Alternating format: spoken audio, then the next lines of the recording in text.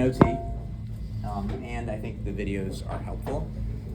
Mechanoreceptors are probably not the most exciting topic until we apply them, but just like the neuroanatomy of mechanoreceptors can be a little dry. So I was trying to find a good video that was accurate and short. I found one, and the guy who was speaking was so bored that he was yawning over himself. So we didn't pick him.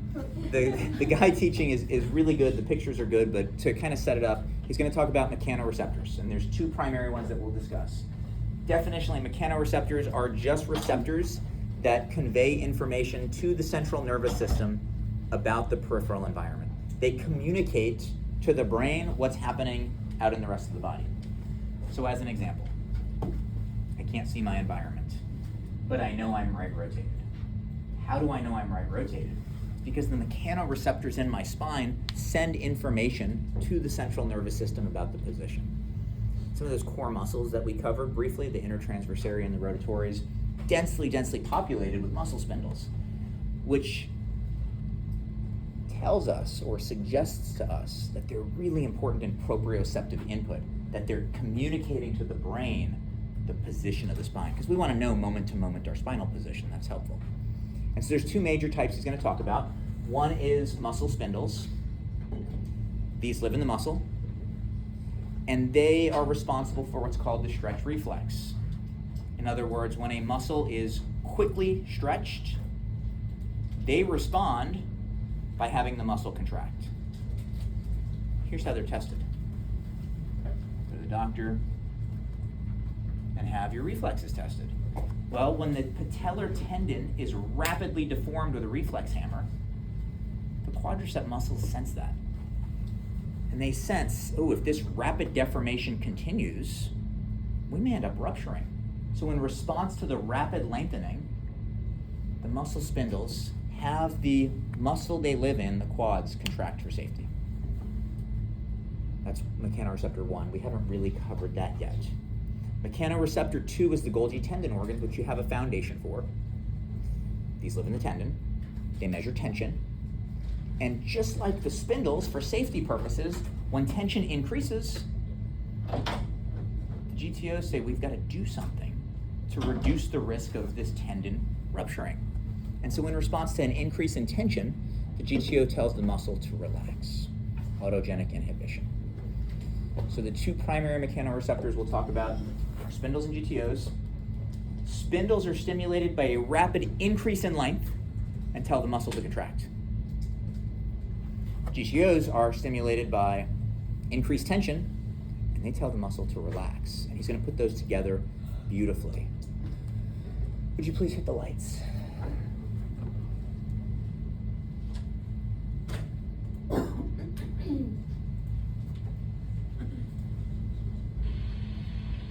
In this video, I want to talk about sensory organs inside the muscle tendon unit.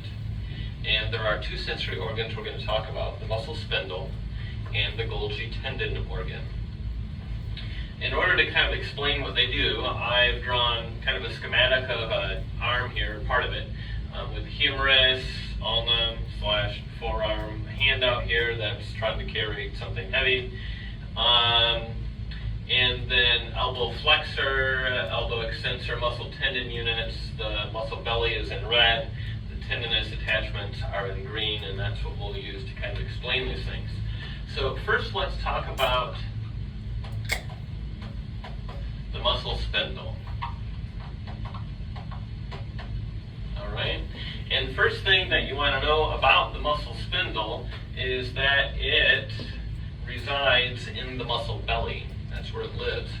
So the muscle spindle is there right along, kind of between the muscle fibers that do the actual contracting. So that's where it's located. Then remember the muscle belly itself is the contractile part of the muscle tendon unit. So the muscle belly is what gets shorter and longer, the tendons do not at the end. So the muscle spindle is sensitive to two things.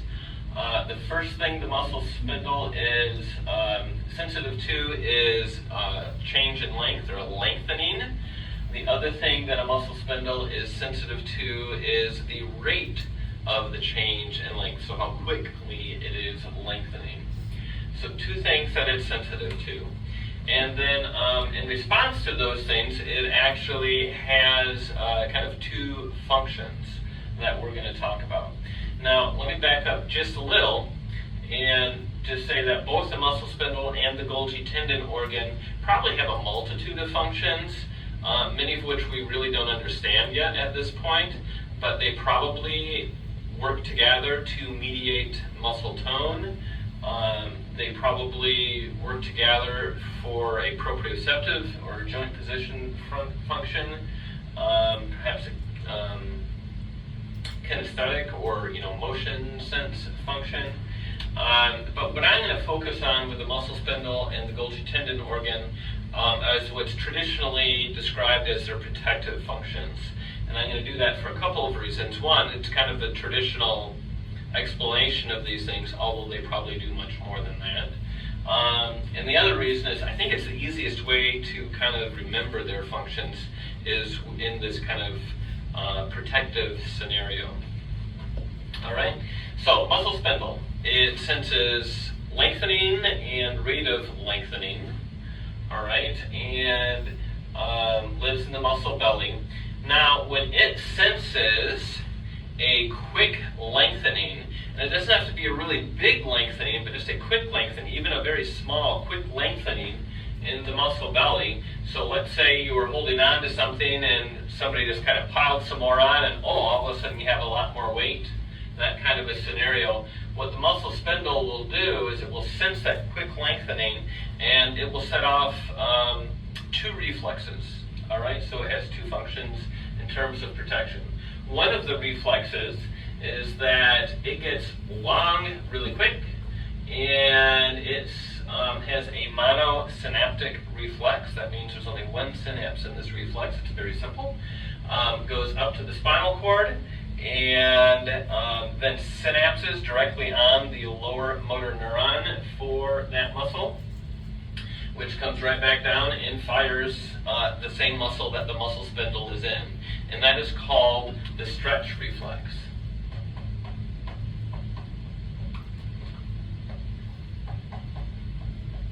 All right, and so you can see how that could be protective in the scenario we just talked about, where you're carrying something and somebody, all of a sudden loads a bunch more, and all of a sudden, whoa, I got a lot more weight. Rather than dropping it on your toes, the stretch reflex automatically, very quickly, because it's a monosynaptic reflex, will fire the muscle that it's in, the muscle that the muscle spindle is in, thus shortening that muscle and carrying the load. All right. The stretch reflex is the same thing that your doctor is assessing when he taps on your patellar tendon to see if your leg kicks out, for example.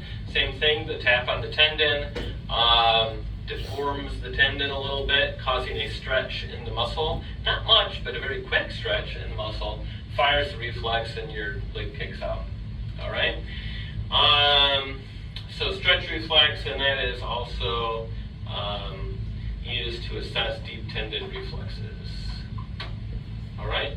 The other thing that muscle spindle does, though, it's not satisfied with just contracting the muscle that it's in response to this, quick stretch that it's getting. It also does something called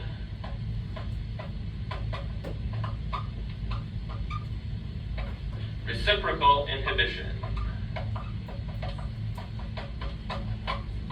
All right? And what that has to do with is it'll activate the muscle that it's in, but the muscle spindle will inhibit the antagonist muscle. All right? So not only will it make the biceps or these elbow flexors contract, it will make the triceps, the elbow extensors, actually relax, so the biceps don't have to fight their antagonist, they just have to fight whatever it is that they're lifting out here. All right? And so it's inhibition because it's inhibiting the triceps. It's reciprocal inhibition because it's inhibiting the reciprocal muscle or the antagonist.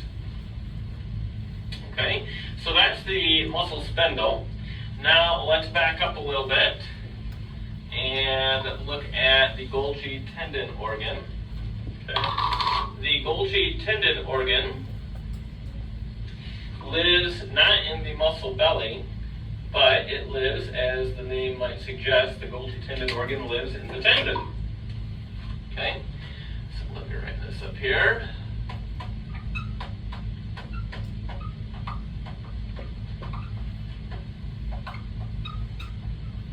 Okay, Golgi tendon organ, and it lives down here in the tendon. Now the tendon doesn't get shorter or longer, it doesn't contract because it doesn't have any muscle fibers in it. So the Golgi tendon organ isn't going to measure a change in length or rate of change in length like the muscle spindle does. It's going to measure something different. It's going to measure in that tendinous attachment, it's going to measure tension. All right? So since that tendon doesn't get shorter or longer, it just gets more or less tension on it with a contraction of the muscle or an external load. It's measuring tension in the tendon. So that's what it senses. The Golgi tendon organ then has one function or one protective response that we're going to talk about, and that is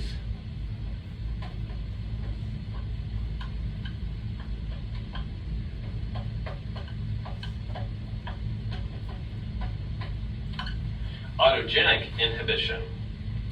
Okay? And what autogenic inhibition is when the Golgi tendon organ in that tendon senses so much tension that it's afraid that muscle tendon unit is going to have some damage to it because there's too much tension in the muscle tendon unit.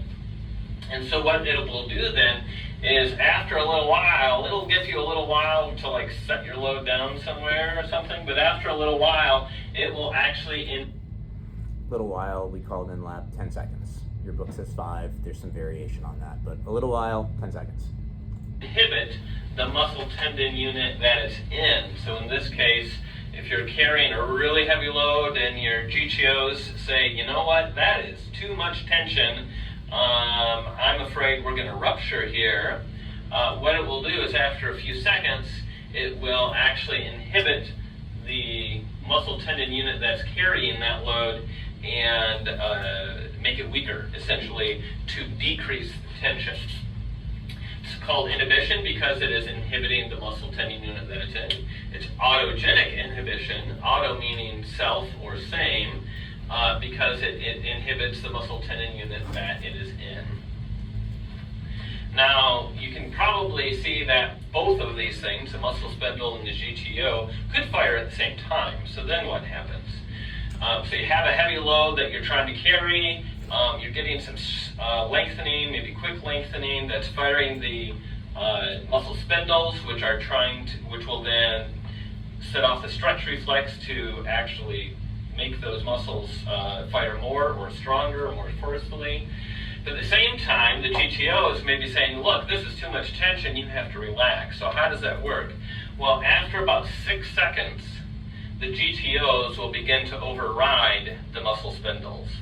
So it'll give you long enough to get your feet out of the way or to set it down somewhere before you drop it, basically, is how that works. Same thing happens, though, if you're just stretching a muscle. So if you're stretching a muscle, you're going to be firing your muscle spindles because you're lengthening that muscle tendon unit. And if you do enough of a stretch with enough tension, you're going to fire the GTOs. All right. So how does that work? Well, it takes about 6 seconds again for the GTOs to override the muscle spindles. And that's why you want to hold stretches for a prolonged length of time. If you just hold them for a few seconds, you're not going to actually lengthen the muscle. All right, so that is muscle spindles and Golgi tendon organs, two sensory. Riveting. All right, hit the lights. It's hyperlinked. Yeah. So I have a question. Is that what restriction muscle failure is? No, that's just quieting the muscle. It's not failing, it's still able to do something, but it's calmer or inhibited as compared to full capacity. Yes, ma'am. Can you describe the difference between how GTO is activated and how the Yeah. muscle spindle is activated? I'm gonna do all of what he said one more time because it's a lot of new words. Muscle spindles and GTOs, both mechanoreceptors. They both convey information from the periphery to the central nervous system. They both have a lot of functions, but what we're going to talk about are their protective functions. Okay, so spindles live in the muscle, and they measure, he said two things, we can kind of think about them together. The length of the muscle or the elongation of the muscle stimulates them, particularly when it's rapid. There are some citations that talk about the reciprocal inhibition that may or may not occur with this. We're not really sure, so because we're not sure, we're not going to have a conversation about reciprocal inhibition here. But when a muscle is rapidly elongated, as a means of protecting itself, the spindle tells that muscle to contract. Can I have your arm, Jason? Oh, yeah, All sorry. right. You're good. All right, if I'm going to rapidly, that was good, rapidly extend his elbow, his biceps are like, wait a second, we can't keep doing this or we're gonna blow out. So what did he do? He contracted his biceps, which hits the brakes on further movement. This is our braking system. But not only that, like they're contracting. So again, deep tendon reflex testing rapidly elongates the patellar tendon and quadricep muscles, not very much, just a little bit, but it's so rapid that the quads sense that rapid change in length and respond with a contraction. The stretch reflex is facilitation of the muscle being stretched to resist further lengthening. It contracts. Right? If it shortens, it's not going to lengthen anymore. Reciprocal inhibition may or may not occur. Okay, so during stretching, is this a good way to impart a stretch force? You ready? We're going to do a stretch for your biceps. Is that a good way to do it? Why not? I got as far as I needed to go. What's wrong with that? Well, it's rough, but he can take it. His collagen quality is set. I already tested his collagen quality. It's good. What did I do by imparting that force super rapidly? Yeah, I just got the muscle to contract. What do I want it to do? Relax. Yeah, shame on me. I did it exactly wrong, right? During stretching, we want to minimize the stretch reflex. So we're going to apply stretch forces slowly for at least, he says, 6 seconds. Again, variation on the duration. But the evidence for stretching isn't very good at 5 seconds or below. So, again, in lab we said 10 seconds because it's easy, but it doesn't have to be 10. So during stretching, we want to impart that force slowly to avoid the muscle spindles.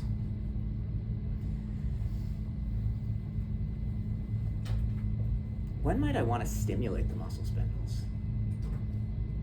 Aside of reflex testing, because I've used that example, when might you want to stimulate the muscle spindles? Power.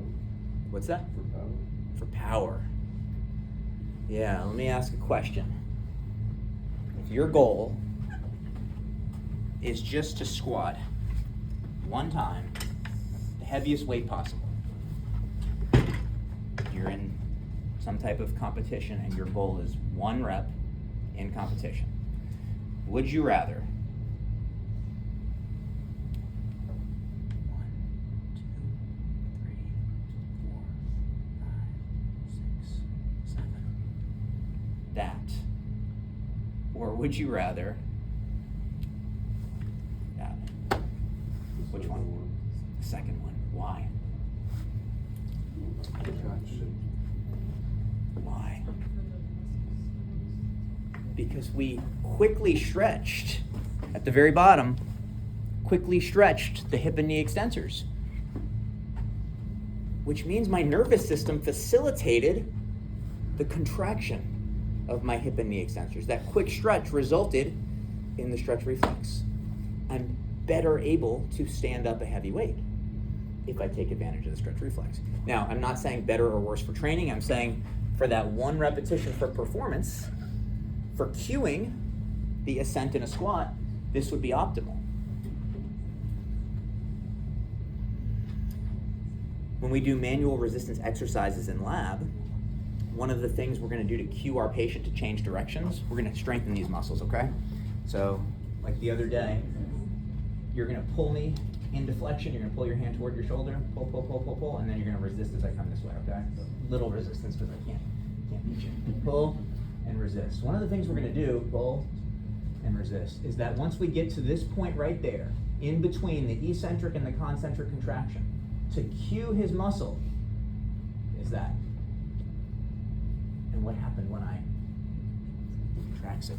So it's this under the hood cue, particularly if you have a brain injured patient who's not following instructions. If you quick stretch something, it'll contract. So if you want to have your best squat performance, at the very bottom, little bit of a bounce, it's a quick stretch to the hip and knee extensors, aids in power output, to the point earlier, aids in power output and allows you to stand up easier. So during stretching, we need to avoid stimulating the stretch reflex, but during strengthening, there may be times when we want to facilitate that. Yes, sir? Is that connected to the sympathetic nervous system? I don't know. If I'm doing that maybe squat before we're at, I'm up and down. So you're going to have There'd certainly be some both fight things or flight happening, to get. but I don't know if there's sympathetic drive governing that. I mean, you're certainly going to have it. Is there a connection? I have no idea. All right, GTOs, conversely. Live in the tendon, tendons don't contract, we just add or reduce tension. And these respond to tension. Now, tension can be a lot of things. Tension can be, we'll add tension by stretching. And as the muscle elongates, tension adds to the tendon. It can be a contraction. As the muscle contracts, it pulls on the tendon and adds tension. It can be deep pressure. Right? We mechanically deform the tendon with deep pressure. So tension can look like a lot of things. But regardless of how that tension is generated, when it is, the GTO is responsible for autogenic inhibition, which is just a reduction in tension in the muscle. It quiets the muscle. It calms the muscle. It inhibits it. So if I'm stretching my patient and my goal is maximum movement of the limb, well, then I want to activate the GTOs. Because if I activate them, they turn the muscle down. And if they turn the muscle down, I have less resistance to movement. So during some strengthening exercises, we'll want to stimulate the muscle spindles. But during stretching, as a general rule, we will want to avoid stimulating the spindles and activate the GTOs. Hensley, did I get to your question in any of that? Yeah, Okay. I was just clarifying that muscle spindle lives in the muscle GTOs. Yes, different locations sense different things. Good with mechanoreceptors? Okay. Determinants, like with muscle strengthening, we'll cover pretty extensively in lab. We'll cover these on subsequent slides. A few other definitions, some of which I've already used today, are on the right here. So static stretching, the tissue is held in a lengthened position for a sustained period of time. How long is best? We don't know. 5 seconds seems to be the minimum necessary, which may just go back to the GTOs aren't active. They're not able to overpower the spindles in those first 5 seconds. But 5 seconds seems to be the threshold, the floor for this. But the ceiling, we're not really sure. 5 minutes is cited in your book. There are even longer stretch techniques.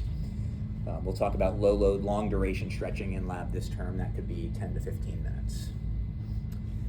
Cyclic or intermittent is repeated, slow velocity, low intensity, short duration forces. So not aggressive, not fast, just regular, slow loading, 15 seconds and then relax, and then slow loading, and then relax. Ballistic, not necessarily bad, although I think pop culture often just calls it bad. Maybe necessary for function. So ballistic stretching is rapid, forceful, and intermittent stretching, both high velocity and high intensity. So like a ballistic stretch for the hamstrings would just be something high velocity and high intensity. Now, may be safe and indicated for young and healthy individuals, particularly if like return to function, return to sport includes that type of loading. But most of our patients are not young and healthy. Not recommended for the elderly. Collagen quality reduces with age. Sedentary or post-immobilization, collagen quality reduces. Patients with musculoskeletal pathology, chronic contractures, like anything that's impaired collagen quality, ballistic stretching is probably contraindicated. Young and healthy, return to function, may be necessary. Impaired collagen quality, try to avoid it. Dynamic we covered earlier is just more active stretching. PNF has those 3 parameters: hold, relax, agonist, contract, and then putting them together. We'll cover those in a moment. Manual, mechanical, and self. Who is imparting the stretch? Manual, the clinician is imparting it. Mechanical, a device. And self, the patient. Passive, patient's limp noodle, and active, they are an active participant. So we'll use those terms moving forward, assuming we're all on the same page.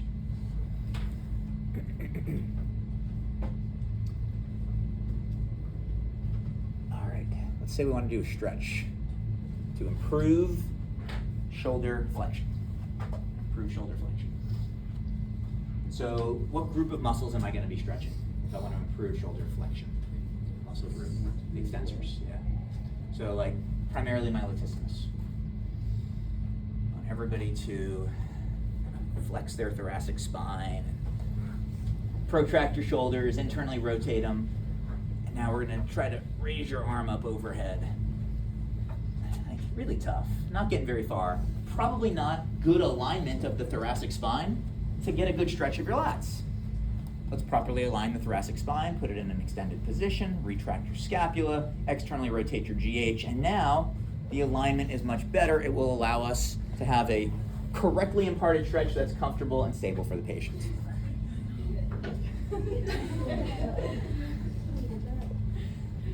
Stabilization, important. We'll do it consistently in lab. It's fixation of one of the 2 attachment sites to allow for a stretch to occur, right? If we don't fixate one site, it's going to be really hard to create a stretch. So if I'm doing that stretch from yesterday, if my torso is not fixated, I'm just going to like keep moving the origin and insertion. So stabilization or fixation is necessary. Doesn't matter how we do it. There's a whole lot of ways to do it, right? Manual contact, actively, exogenous surface.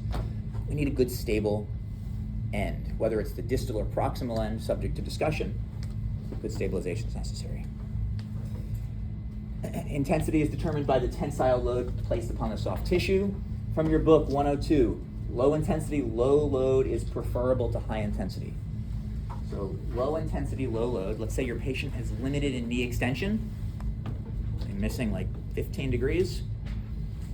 Doing like a 2-pound or even a 1-pound cuff weight here for 15 minutes would be an example of a low load, long duration stretch. Low loads are preferable. Low load, long duration is considered the safest form of stretch. Yields the most significant elastic deformation and long-term plastic changes. If you have time, low load, long duration stretching is gold. If you would, flip to 101 in your book.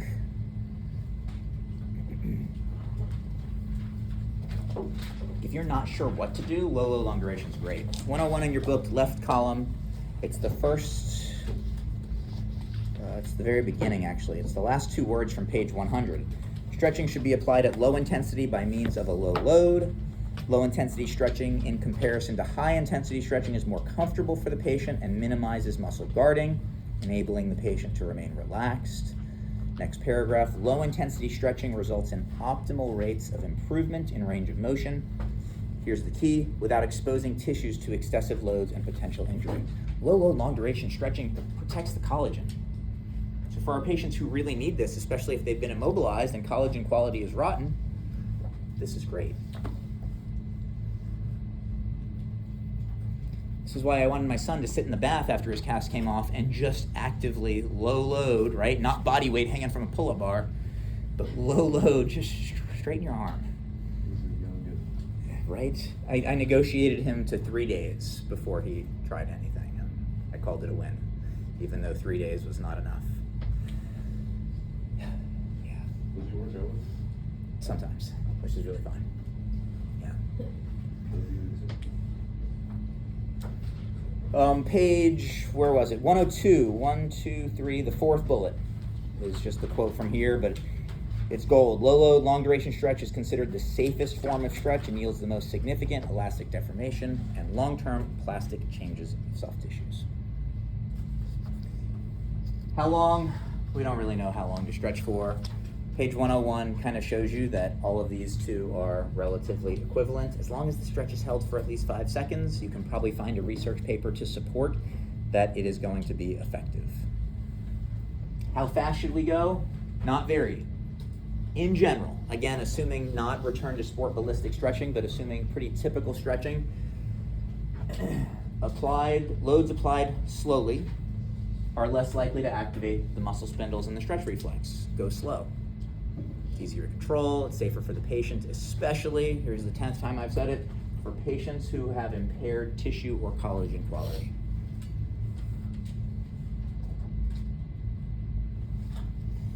The stress strain curve. As we age and as tissue quality is impaired, has a much steeper slope after immobilization, so we're more likely to hit the plastic range earlier and more likely to have tissue damage. So especially for your patients who have been immobilized or older, who have taken any type of injectable steroid into the area, are going to benefit from loads applied slowly. Moving fast also steepens the slope there. Frequency, we don't know how long or how frequently to stretch.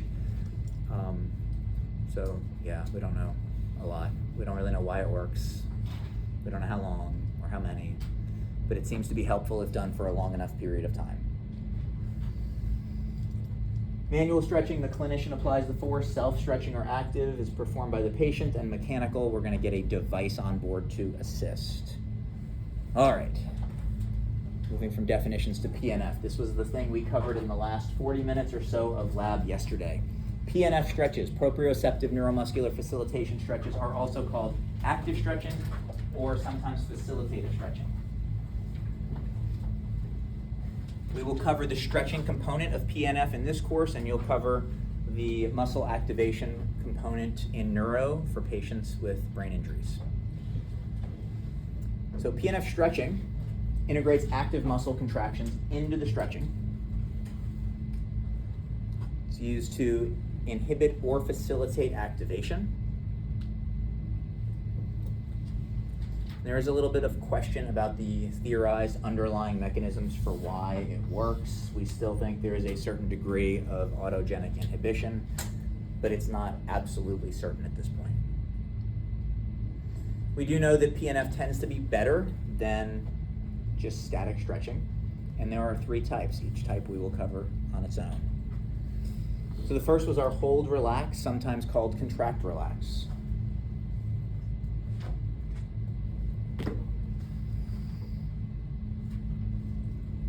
Let's assume, need to do one that we can do on ourselves. Let's assume tightness of the wrist extensors. So I have tightness in the ECRL, ECRB, and ECU, and it's resulting in limited flexion. So a stretch to improve flexion would be a stretch to my wrist extensors. Okay. So in hold relax, the range limiting muscle, the extensors, are lengthened to a point of tissue resistance. Good, and we're gonna hold. Second bullet. The patient's then going to actively perform 5 to 10 seconds, star by 10, because it's what we generally do in lab. 5 is what's in your book. Pre-stretch, end range, submaximal isometric contraction. You're gonna try to bring your hand up, your wrist into extension, gently for the count of 10, against the clinician's manual resistance. And then after those 10 seconds, then we're gonna take the wrist into the new available range of motion. So we contract the range limiting muscle for 10 seconds. Contract the range limiting muscle for 10 seconds with the goal of activating what mechanoreceptor? GTOs. If we can activate the GTOs of the wrist extensors, relaxes the extensors and we should get more flexion. That's hold relax. Good tool for many, many patients. Probably the go-to stretching tool in Gen Pop outpatient ortho. And a lot of times when clinicians say PNF, they're referring to this. It's almost like this has taken over that space. Second one in PNF is agonist contraction. Mr. D's mnemonic for this is all client because the patient's doing it on his or her own. This is the tool for the patient who just started therapy, really, really guarded, super kinesiophobic, hasn't really bought into the process, and has profound limitations of movement. And you're like, I don't even know where to start. Start here. Right? This puts them in charge of the amount of motion. Incidentally, as we refer to the term agonist contract, this is from your book, it says agonist refers to the muscle opposite the range limiting muscle, while the term antagonist refers to the range limiting. So in this case, agonist, if the range limiting muscle is the wrist extensors, agonist refers to the wrist flexors. Agonist is going to refer to the muscle opposite the range limiting muscle, the wrist flexors. And we're just going to tell the patient to concentrically contract that muscle, the muscle opposite the range limiting. In other words, this motion is restricted, try to do this. Do what's restricted. And they're going to hold it, but the movement's controlled by the patient, and then rest and repeat. Particularly effective, again, if the patient's profoundly limited. But here's the problem. If we try to do this actively in this room, especially in the lower extremity, we will run into a muscle becoming actively insufficient before a meaningful stretch occurs. How do I know? Well, because I can actively raise up this high. And my limitation is not hamstrings, it's a cramp in my rec fem. I can't go any higher actively.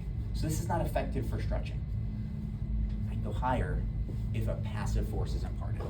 So that's why it's good for profoundly impaired patients. Profound impairments of range of motion, rather than for people with near normal movements. And then we put them together, and it's just the hold, relaxed, agonist, contract, where the patient continues to actively move into increased ranges, but you're enhancing that by giving them an anchor to push off of for the hold, relax component. Kind of a nice segue between agonist, contract, and more traditional hold, relax.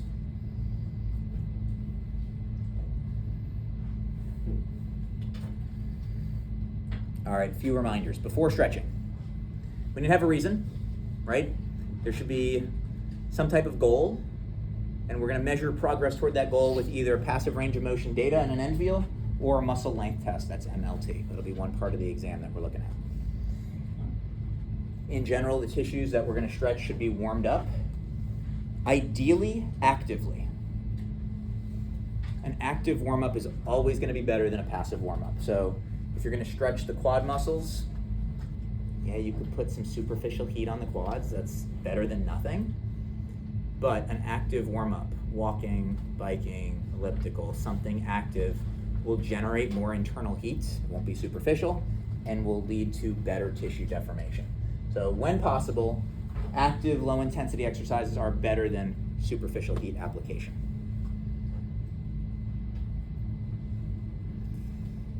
First thing you do with your patient should not be stretch. They should warm up to stretch. They should not stretch to warm up, which I think has kind of integrated itself into popular culture.